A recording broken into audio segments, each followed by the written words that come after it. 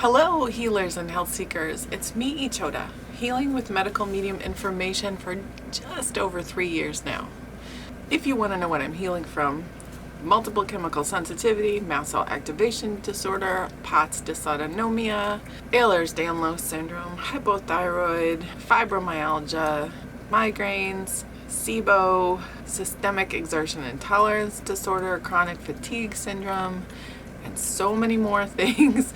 Links are in the description box below. I just did 3 videos recently about list of symptoms that I've healed. I think the list is up to like 115 symptoms that I could remember, and then I realized that I forgot some, so I'm gonna have to do another video. Anyway, lots of symptoms, lots of healing. Links are in the description box below. It'll take you to other videos and playlists and blog posts and all kinds of stuff.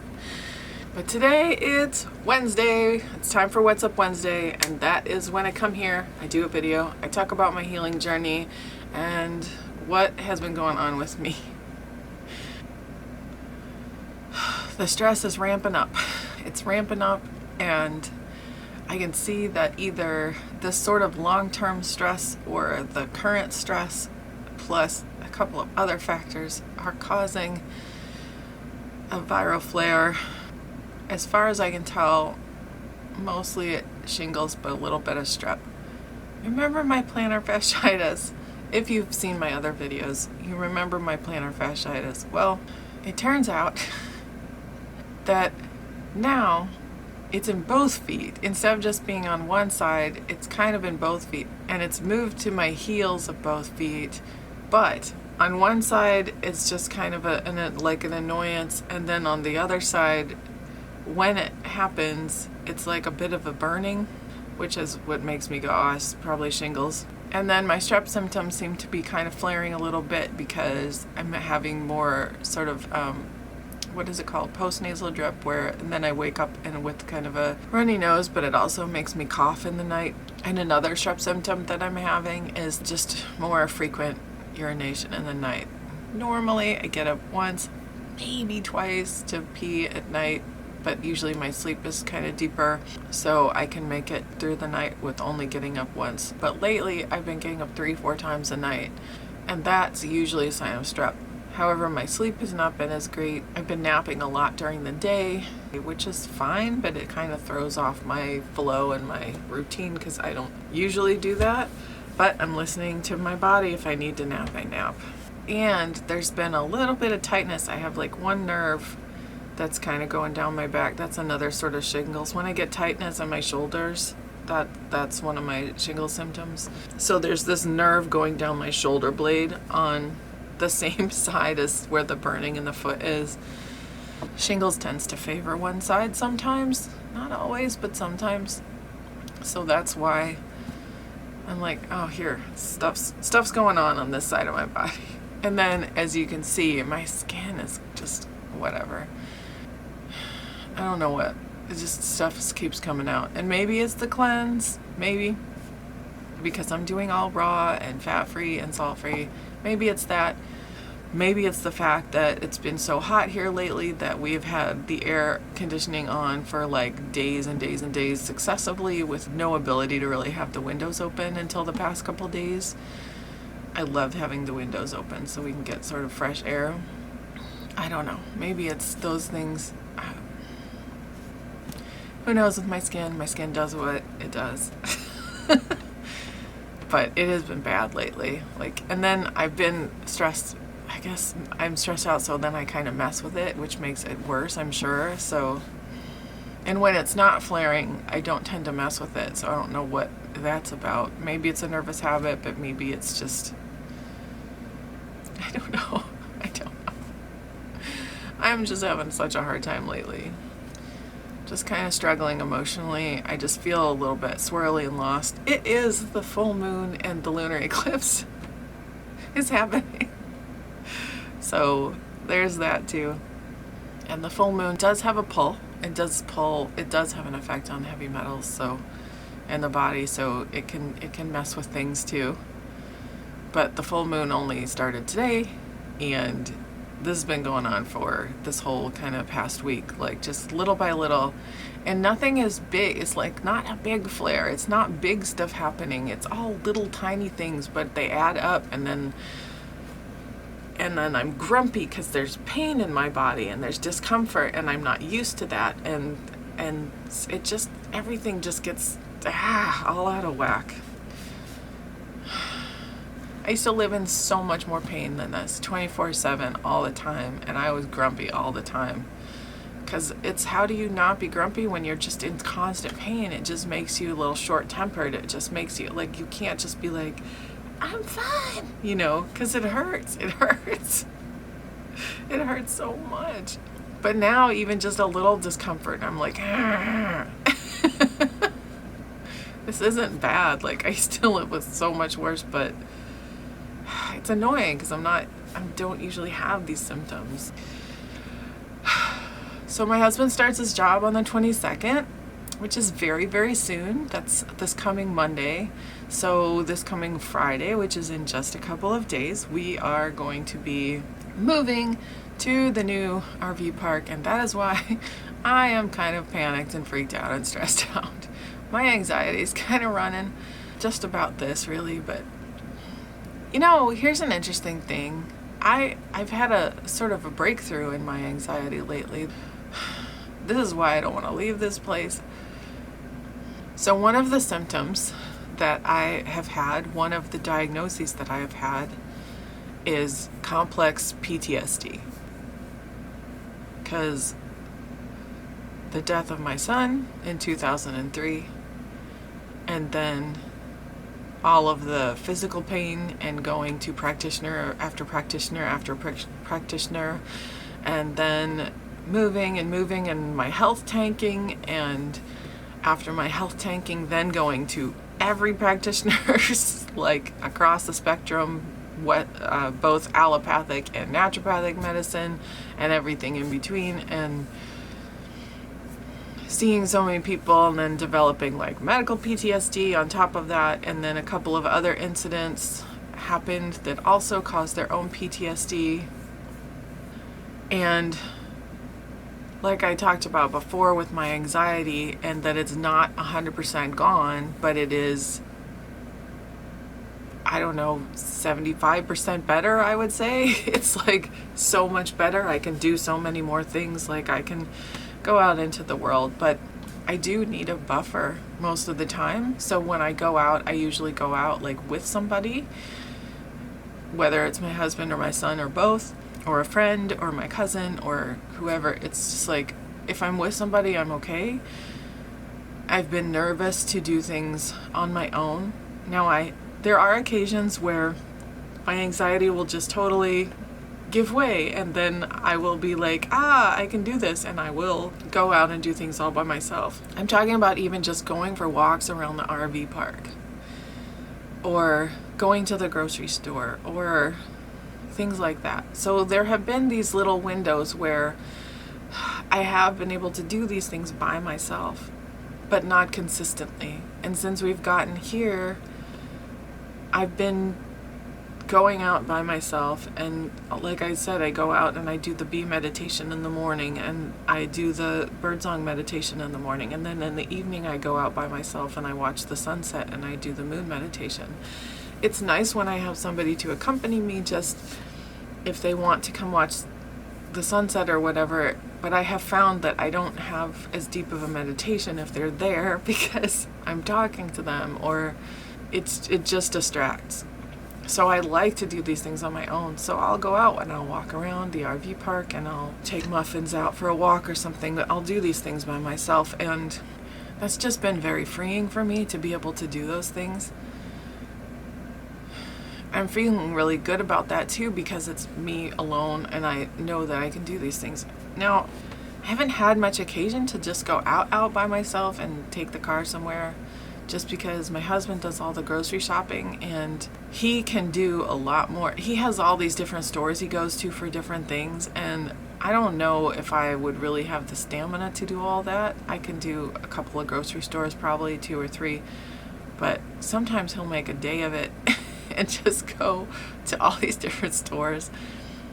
And because we only have one car, a lot of times that's easier. So I'm not sure what's going to happen with this new job, because I feel like either we're going to need 2 cars, unless hopefully he can maybe get into a carpool or something like that. We'll see. It's been a long time since we've had 2 vehicles, a very, very long time.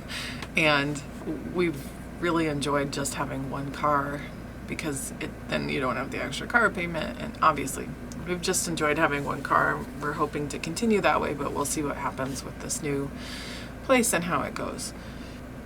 So I feel like being here, I have had more breakthroughs with my anxiety being lower.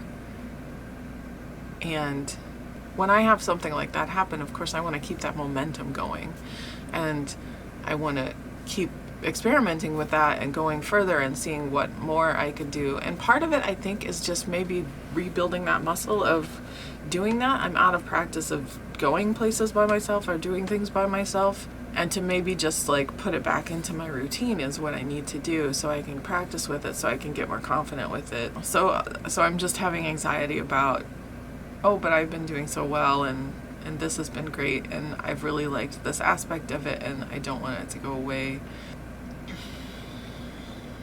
So we'll see, I guess. And then I have anxiety about housing, and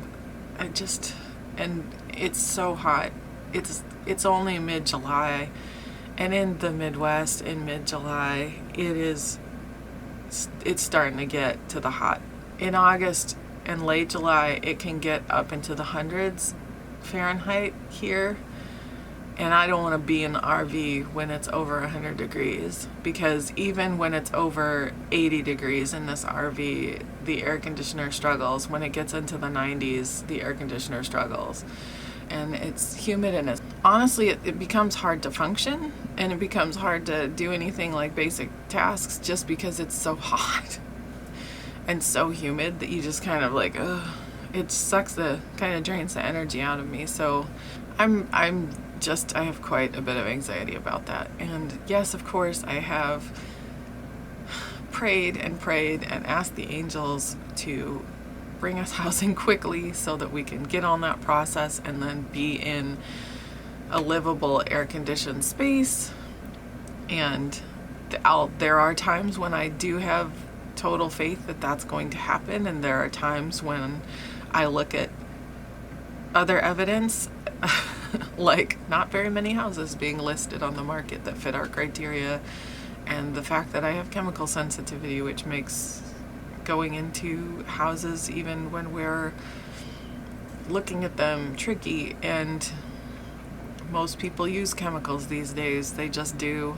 They use fabric softeners and laundry detergents and chemicals for cleaning, and just chemicals everywhere. And so anyway, I get nervous, and so my anxiety right now, is a little bit like, I feel a little bit high strung. I can feel adrenaline in my body kind of, all the time, and that's kind of wiping me out. Also, it's feeding these viruses, which is probably causing this flare, and it's a vicious cycle.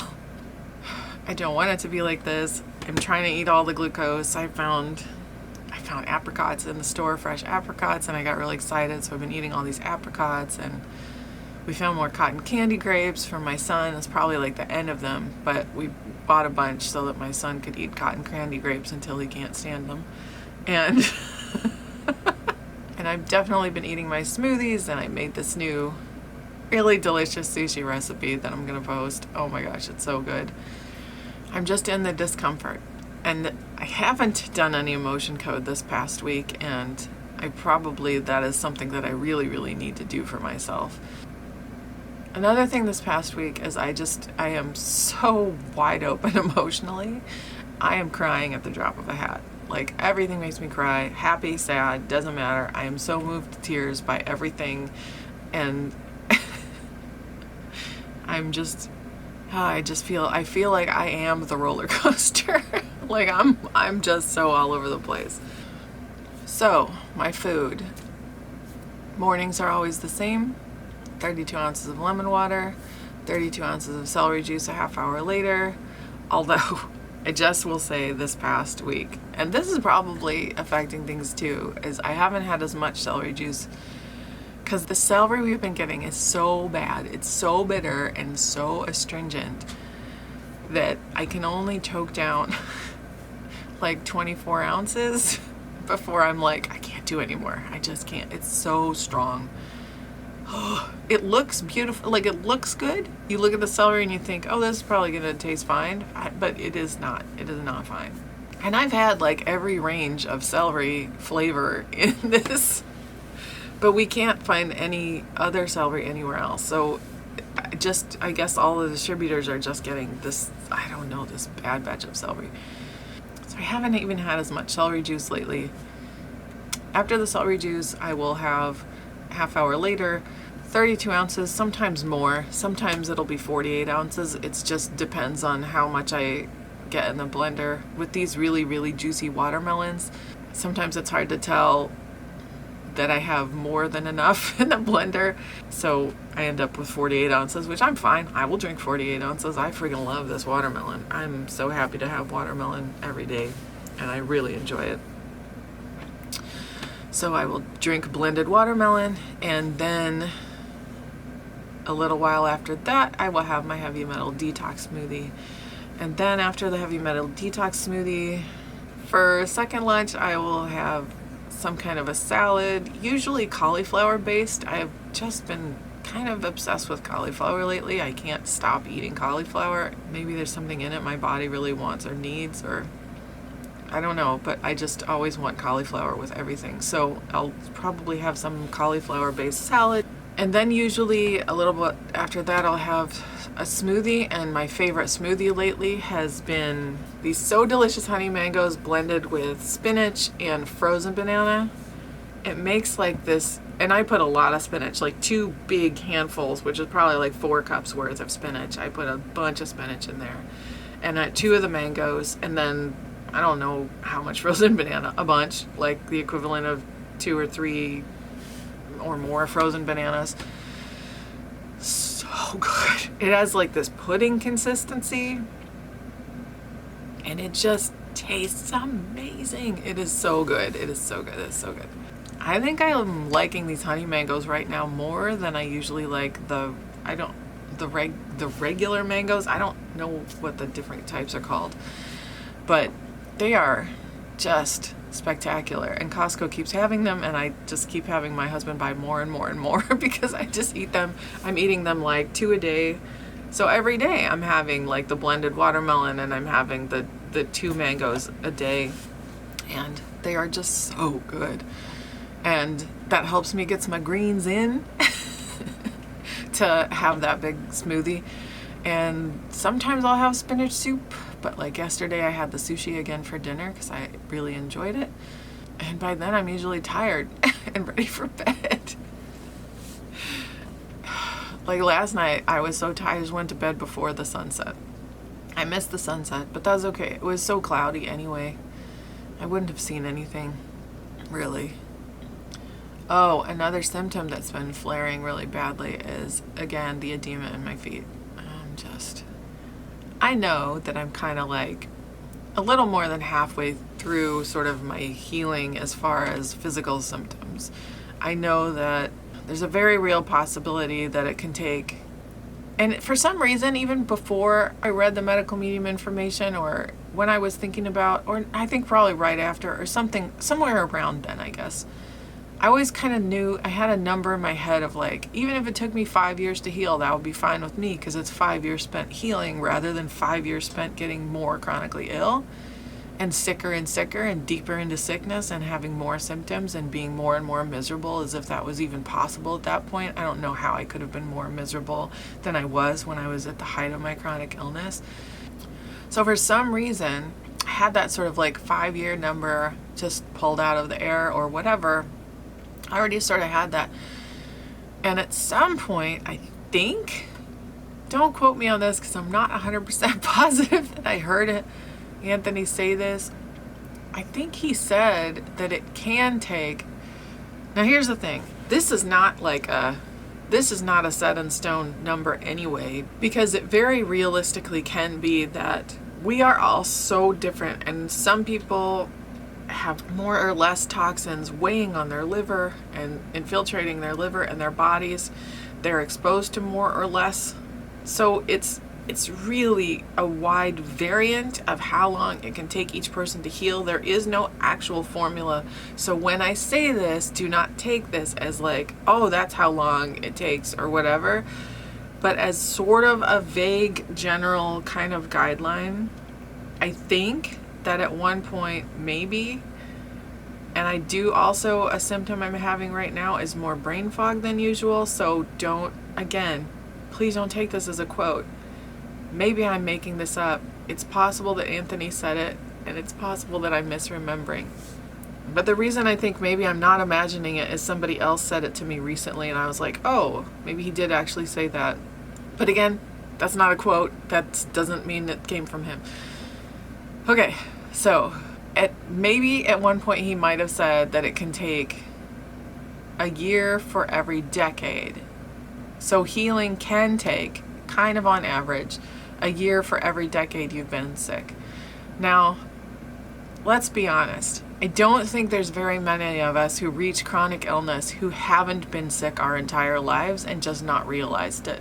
Because once you start really absorbing the medical medium information and realizing like, oh, that when I was born with that jaundiced liver, that means I came into the world with baby liver. That means I came into the world with a compromised liver. Okay, when I had jaundice, that's me.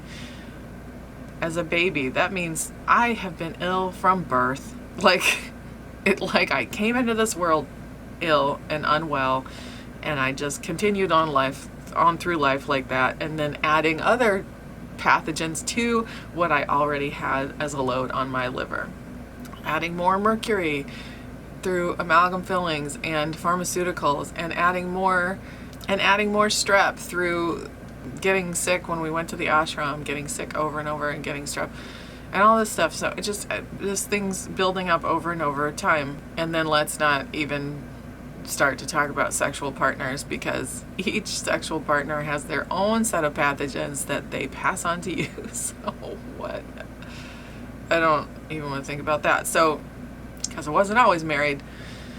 And then just all the exposures in our lives, So if you really look back on your life, I kind of doubt at this point on this planet, given the history of the generations and what's happened with them, that any of us really came in well. Like, did somebody ever come in with a clean liver? I would be astonished, quite honestly.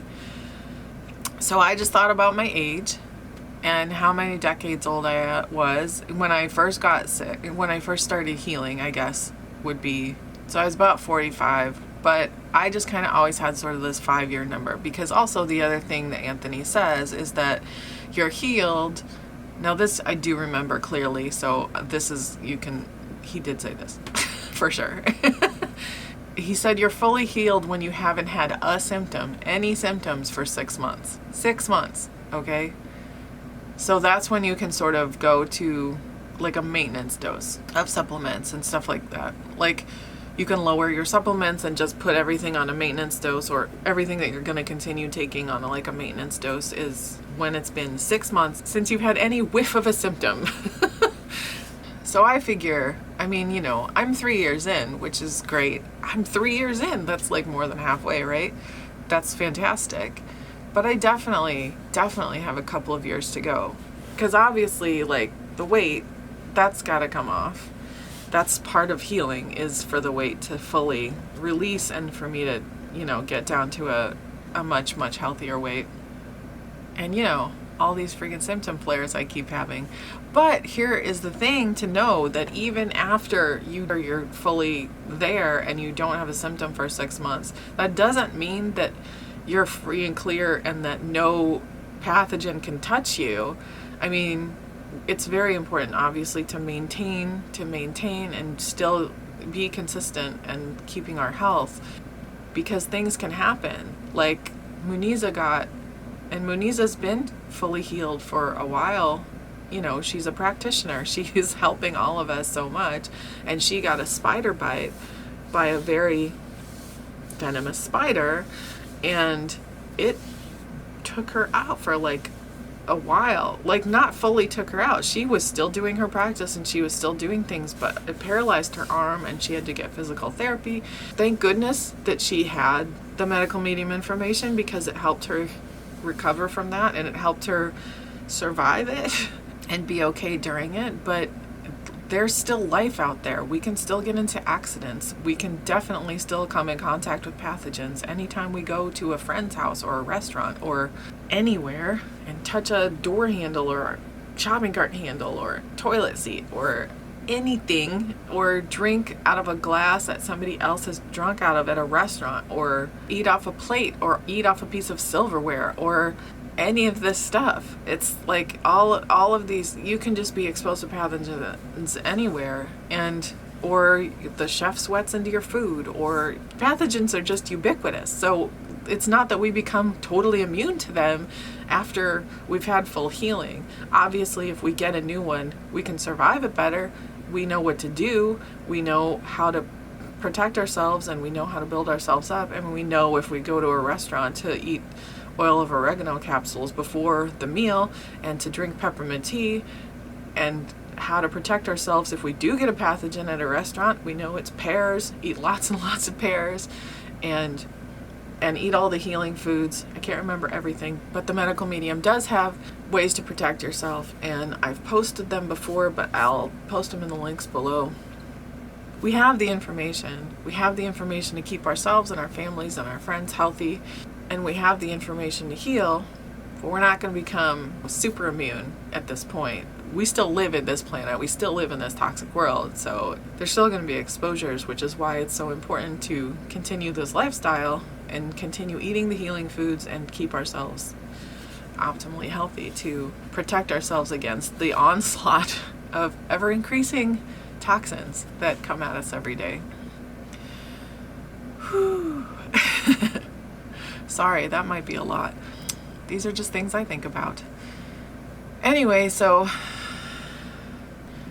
yeah, so symptoms are flaring a little bit, and I'm just living with this daily stress. So hey, if you want to throw me an extra prayer, I welcome it. And I know that so many people are struggling right now, and so hard, and I know that we've all got our stuff we've going through. So every night before I go to bed, I say my prayers. I'm laughing because you kind of always think of that as like a child activity or whatever, like, oh, say your prayers before you, anyway. I do though. I talk to the angels every night before I go to bed. I ask for healing for so many people that I know and love. And I was thinking I'm gonna start a little prayer book, like a little prayer list, a list of names that I go down and say healing prayers for every night, and ask for their healing. And if you want to be on that list, or if you ever have the inkling, like if you ever feel like you need extra prayers, or not just for healing, but for anything, like whatever, let me know. And I will put you on my list, and I will say an extra prayer for you, because I cannot tell you how many times in my life prayers have made such an incredible difference to me. And maybe I'll make a whole other video about that, because if I start talking about it now, it's going to be too long. Do you think I should make a video about the difference that prayer has made in my life? The times that prayers have made a difference for me? I've been thinking about it anyway. I'm probably going to anyway.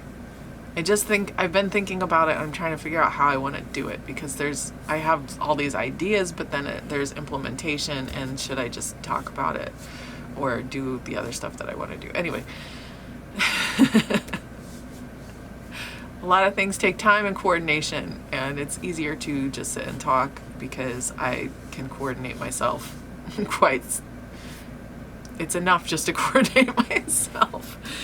Anyway.